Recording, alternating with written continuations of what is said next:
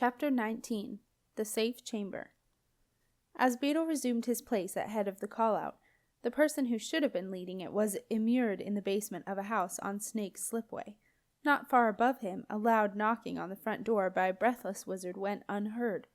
Septimus was listening to Marcellus Pye discussing the dangers of and defenses against the dark. Time was ticking on, very slowly. So far there had been at least an hour's worth of dangers, if not more. Alchemist and apprentice were sitting inside a tunnel-like windowless chamber. The atmosphere was oppressive. The air was fuggy with candle wax fumes, and a faint taint of lingering dark made Septimus edgy. Unlike Marcellus Pye, who sat opposite him in a comfortable tall-backed chair, Septimus was perched uncomfortably on a bumpy stone bench. Between them was a small table, thick with candle grease, on which yet another burning candle added its contribution. Marcellus, however, looked at ease. He was in his secret safe chamber with his apprentice, instructing him in the defense of the dark, and that, as far as he was concerned, was how things should be. A safe chamber was something every self-respecting alchemist always possessed, but never admitted to. In what Marcellus now called his first life, as an alchemist, 500 years in the past, he had installed his safe chamber between two adjoining rooms in the basement of his house. It occupied the space so cleverly that none of the subsequent inhabitants had ever noticed the few feet lost from each room. Marcellus had constructed the chamber himself. He had had no other choice. In the days of the castle alchemists, one of the drawbacks of the profession had been that it was impossible to get a builder. Once a builder knew that a job was for an alchemist, he would suddenly become very busy, or fall off a ladder and break a leg, or have to go away to a distant relative's sickbed. Whatever the excuse, he would certainly never be seen again. The reason for this was that the perils of working for an alchemist had become legend among castle builders, passed down from master to apprentice. Never work for an alchemist, lad, or lass, but usually lad. As soon as the job's done, you'll surely be found floating face down in the moat to keep the secrets of what you've just built. However much gold they offer you, it just isn't worth it. Believe me. Although this wasn't true for all alchemists, it has to be said that there was some basis for this belief. Marcellus Pye possessed many talents, but building was not one of them. The outside of the chamber was passable because Marcellus had covered his rough brickwork by putting up great sheets of wooden paneling in both the affected rooms. However, the inside of the chamber was a mess. Marcellus had not realized how hard it was to build walls that went up straight and stayed that way, so the walls grew closer and closer together, almost meeting at the top. Once he had installed the false wall behind which he kept his most arcane treasures, the safe chamber was no more than a claustrophobic corridor. Septimus was almost lulled into a trance by the flickering of a multitude of candles perched in the various nooks and crannies provided by Marcellus Pye's unusual approach to bricklaying. The chamber was streaked black with the soot from their flames, and thick rivulets of wax ran down the walls, glistening in the yellow light. The only thing that kept Septimus from drifting off was the way the bricks in the wall pressed their sharp corners into him, as though they were jabbing at him with angry fingers. Every now and then he would wriggle uncomfortably and lean against another, slightly different, pointy bit. "Stop fidgeting and pay attention, apprentice," said Marcellus Pye sternly from his comfortable chair. "Your life may, indeed it most probably will, depend upon it." Septimus suppressed a sigh. At last Marcellus got down to the reason that Septimus had come to see him. "You will, I presume, be attempting to retrieve Alther Mella's ghost from the dark halls tonight." Yes, I'm going to the dark halls, at midnight." As he said the words, Septimus felt a thrill of excitement mixed with fear. Suddenly it all began to feel very real. "And you will seek to enter the dark halls through dungeon number 1 portal." "Yes, I will. Isn't that the only place where you can get in?" Septimus asked. Marcellus Pye looked quizzical. "Not at all," he said. "But it is the only place you can get to in time for midnight tonight. There are other portals, some of them extremely effective for matters like this, where you might find your timing is less important. However, none are in the castle." Leaving Septimus to wonder why Marcia hadn't told him about these other, possibly more effective portals, Marcellus took the candle from the table and got up from his chair with a small groan. Looking like the old man he really was, the alchemist shuffled along the length of the chamber to the false wall at the end, which was, Septimus noticed, paneled like the room outside.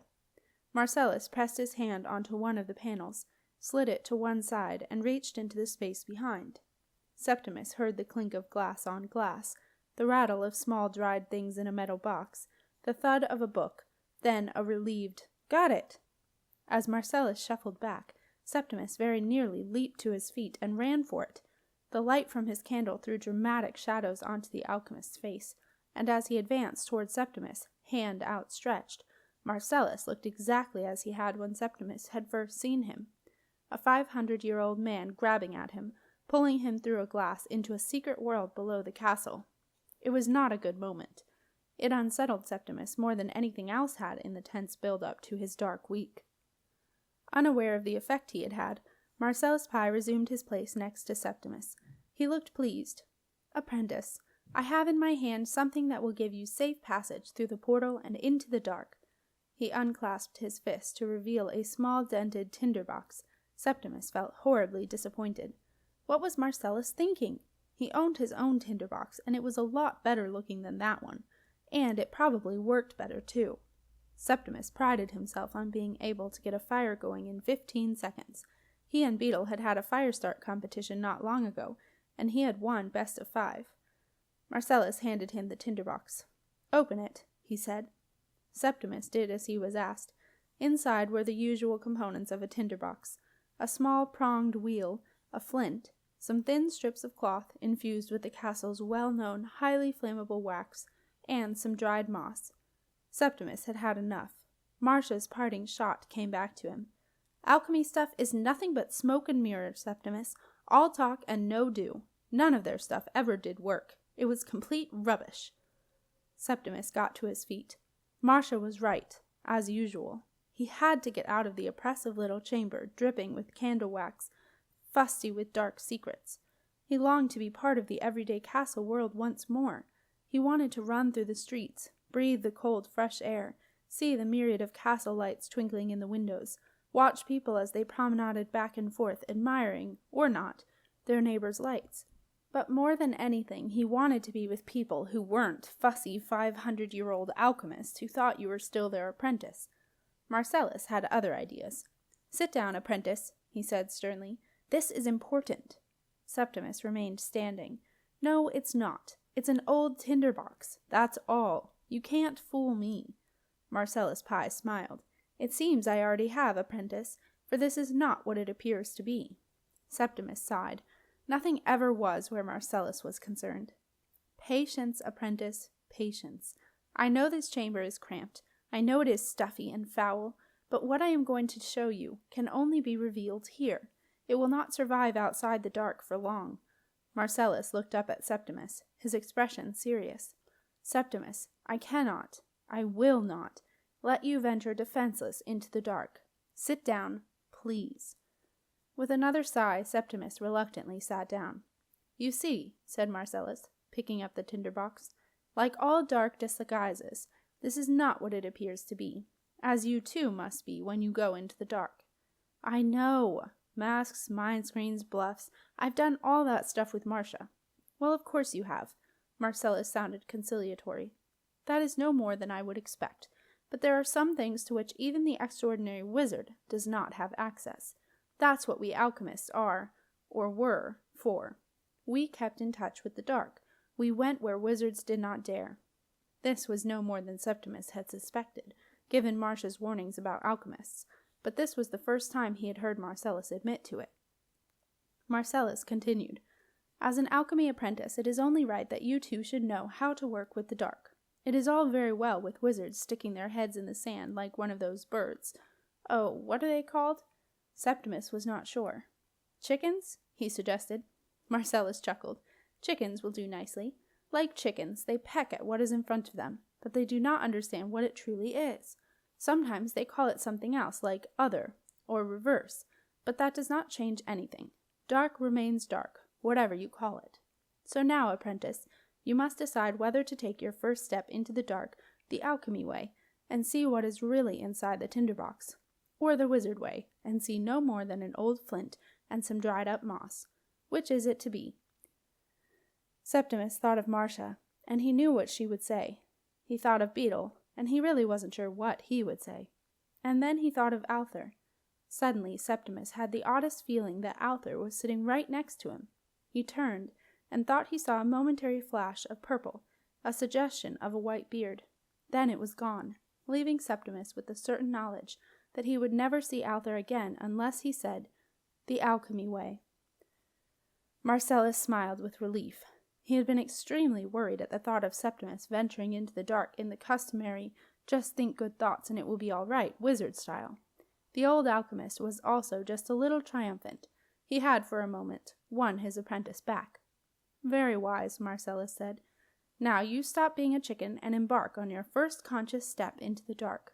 Septimus, you understand that this is only to be taken if you truly wish to do it. Do you?" Septimus nodded. "Then say it." "Say what?" "That you want to do this. Say, 'I do.'" Septimus hesitated. Marcellus waited. There was a long pause. Septimus had the heady sensation of being about to step over a threshold that even Marcia had not crossed. "I do," he said. As though someone had thrown a switch, all the candles in the chamber went out. The temperature plummeted. Septimus gasped. "We must not be afraid of the dark." Marcellus's voice came through the fumes of extinguished candles. Septimus heard the alchemist click his fingers. At once the candles burst back into flame, but the chamber remained cold, so cold that Septimus could see clouds of breath misting the air. Marcellus now had Septimus's full attention. "Apprentice, your first step is to choose a name to use when you are dealing with the dark. Wizards, if they venture this far, usually reverse their whole name, but they do not realize how dangerous this is. You will never be free of the dark if you do this. You can always be found. We alchemists know better. We take the last 3 letters from our name and reverse them. I suggest you do that." "S-U-M," Septimus said. Marcellus smiled. "Some. I am. Very good. If you have to use your name, this is what you say. It is close enough to pass for the truth, but not true enough for you to be found. Now we get to the reason we are here. Apprentice, do you wish to take on the dark disguise?" Septimus nodded. "Say it," prompted Marcellus. "I cannot take you through these steps on a mere nod of the head. I must be clear that you wish to proceed." "I do," said Septimus, his voice trembling a little. "Very well. Apprentice, place the tinderbox over your heart, like so." Septimus held the tinderbox over his heart. It sent a stab of cold right through him like a dagger of ice. Marcellus continued his instructions. "Keep your hand stone still. No more fidgeting. Good. Now repeat these words after me." And so the old alchemist began, using reverse words that Septimus had never heard before, words that he suspected Marcia, too, had never heard. They chilled him more than the icy press of the tinderbox, more than the freezing air inside the chamber. By the time Septimus had spoken the last words, "I dynamic sit ot eb drog sum," his teeth were chattering with cold. "Open the box," said Marcellus. At first Septimus thought the tinderbox was empty. All he could see was the dull gray metal of the insides. And yet, when he looked closely, he was not sure that it was metal that he was seeing. It looked misty, as though something was there and yet not there.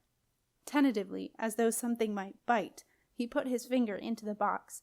His finger told him that there was indeed something in the tinderbox, something soft and delicate. "You have found it." Marcellus looked pleased. "Or rather, it has found you. That is good.